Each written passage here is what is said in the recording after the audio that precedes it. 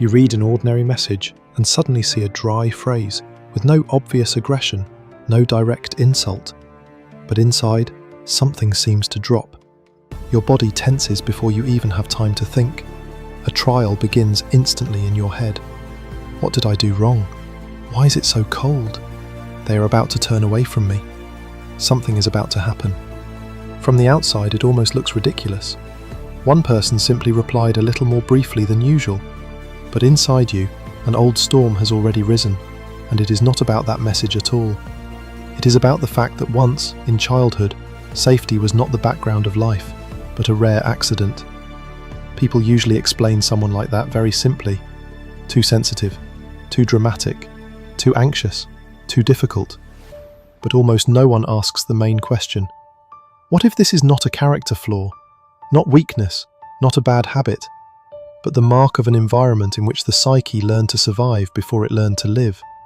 Because childhood trauma does not always look loud and obvious. Sometimes it is not one terrible episode, but years of unpredictability. When no one hit you, but you still lived in constant tension.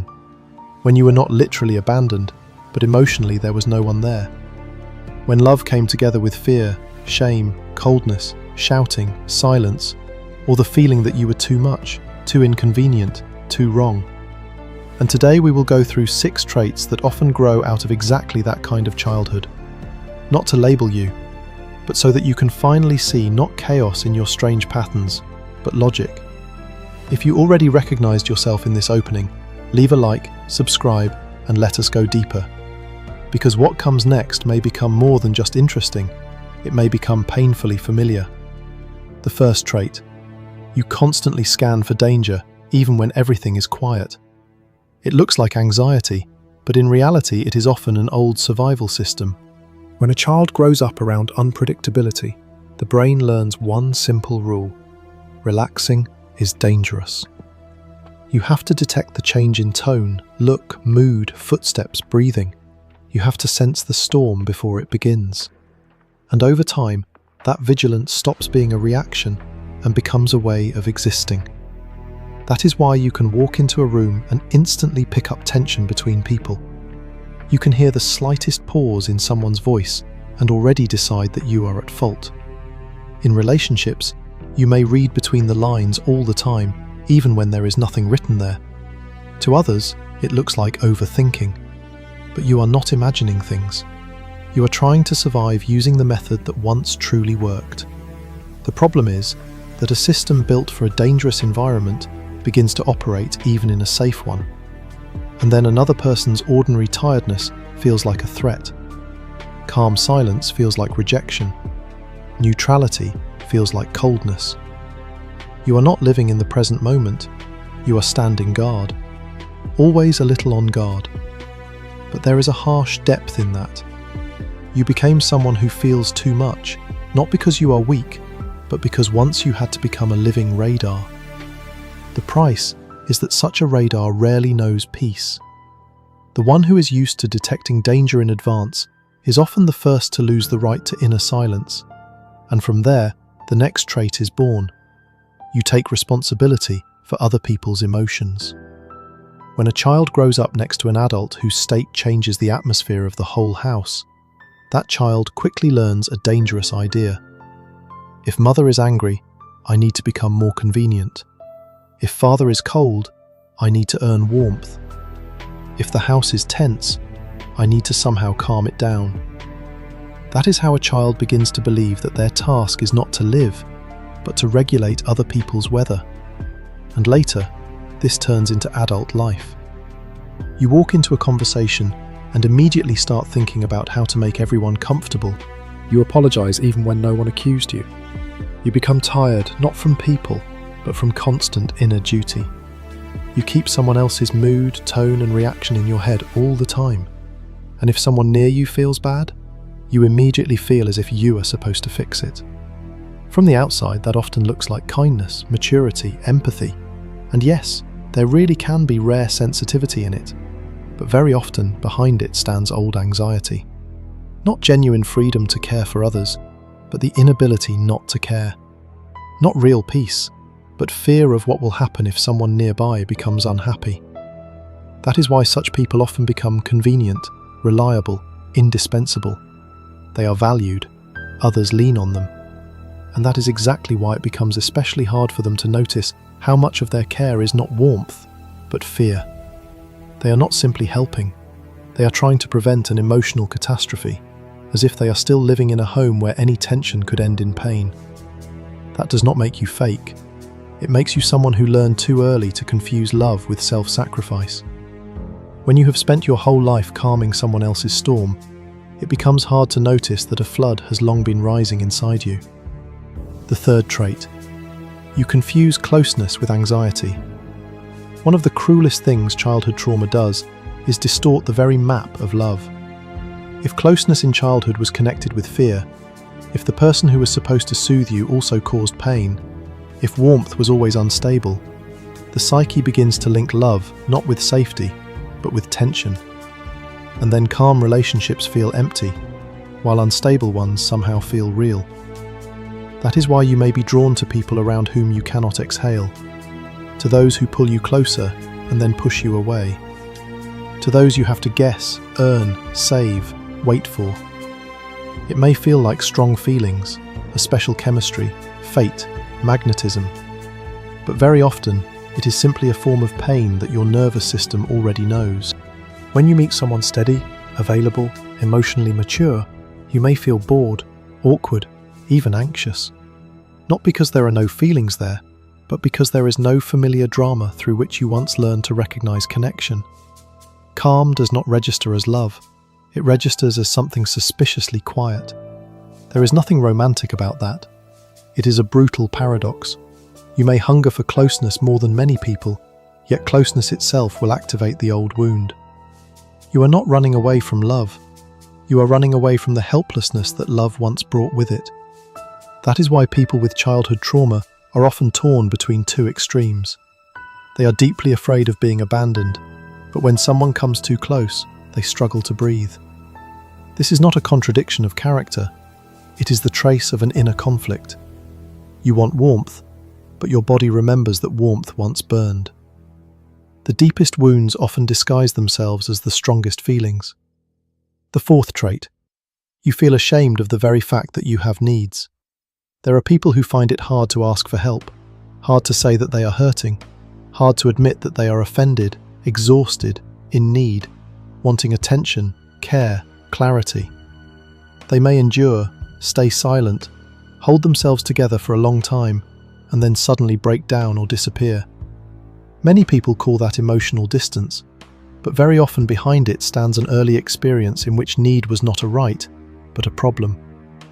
If in childhood your pain was met with irritation, your tears with coldness, your fear with dismissal, your projba with shame, the psyche makes a brutally logical conclusion.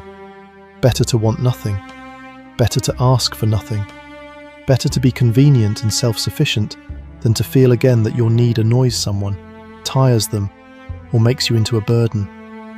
And then an adult grows out of that child, someone who can support everyone except themselves, someone who can endure more than they should, someone who looks collected, but has long been exhausted inside, someone who reaches the limit not because they are weak, but because they have spent their whole life forbidding themselves to be fully alive. The most painful part is that such a person often begins to speak to themselves in the voice of the past. Do not complain. Do not overload people. Do not be heavy. Handle it yourself. At that point, it is no longer just memory. It is an inner overseer that continues doing to you what the environment once did. But the truth is different. Your needs do not make you a burden. You were simply taught, once, to feel guilty for being human.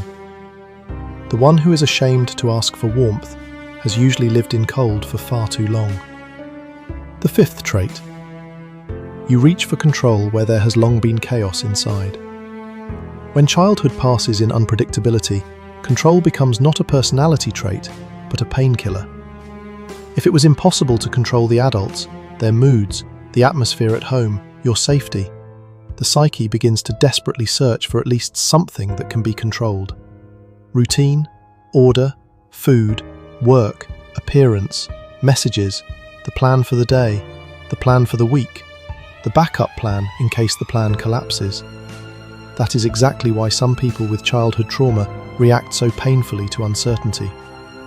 It is hard for them to wait for a reply, hard not to understand what is happening, hard when someone changes an agreement at the last moment, hard to let go of a situation because inwardly it does not feel like a small, everyday change, but like a return to the old helplessness. From the outside, it can look like perfectionism, rigidity, excessive discipline, sometimes even coldness.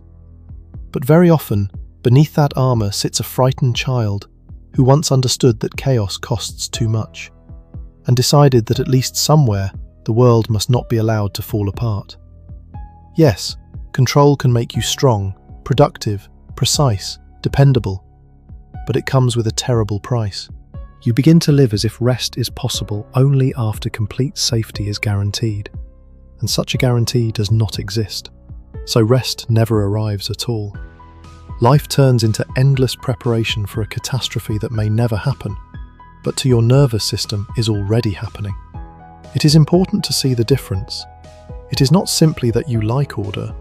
Sometimes you are trying to build a fortress out of order, because inside, you still are not sure the world will hold without you. Where a person needed peace, they often built discipline instead.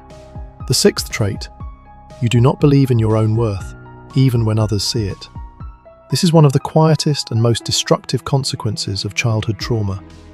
When a child is repeatedly unseen, unprotected, unheard, used as a container for other people's emotions, or loved only on the condition of being convenient, what forms is not just low self-esteem.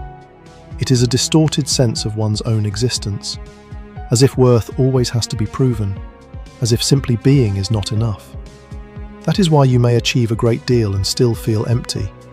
People may love you, praise you, respect you, and still inside there will remain the feeling that if they really knew you, they would be disappointed.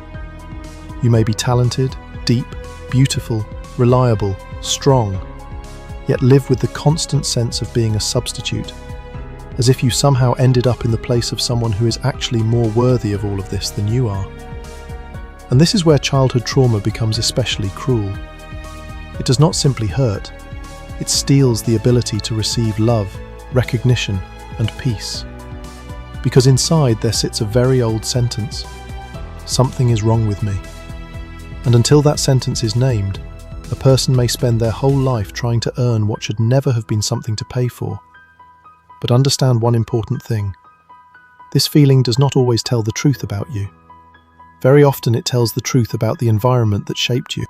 A child almost always concludes not that the adults nearby were unable to love properly, but that the child themselves was not good enough to be loved calmly. And so adult life often turns into a never-ending process of proving your own worth. You work harder, try more, stay silent longer, tolerate too much, try to be perfect. But the black hole inside does not close, because it was not created by a lack of achievement. It was created by a lack of safe love. The one who was never truly seen in childhood often spends half a lifetime trying to earn the right to be visible. And now look at what appears when all of this is gathered together. Constant scanning for danger, responsibility for other people's emotions, anxiety inside closeness, shame about your needs, a painful pull toward control, inability to believe in your own worth. These are not just inconvenient traits. They are the map of a person who found themselves too early in a world where adaptation had to happen faster than formation, where survival became more important than spontaneity, where sensitivity became armor, where convenience became a strategy, where love got mixed up with fear, where strength was born not from peace, but from necessity. So if you recognized yourself, do not rush to the familiar conclusion that something is wrong with you. Maybe everything about you is actually too logical. Maybe many of your reactions are not strange, but precise. They are not random. Once they saved you. The problem is that what once saved you can later begin to wound you.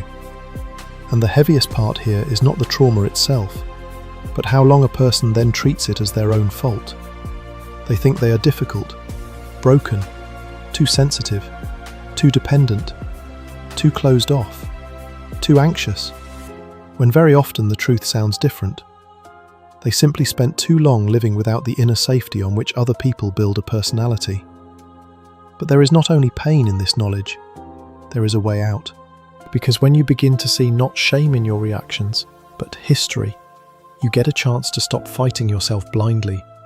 Not to excuse everything, not to romanticize the wound, but finally to understand where your present self is speaking and where the past is still echoing.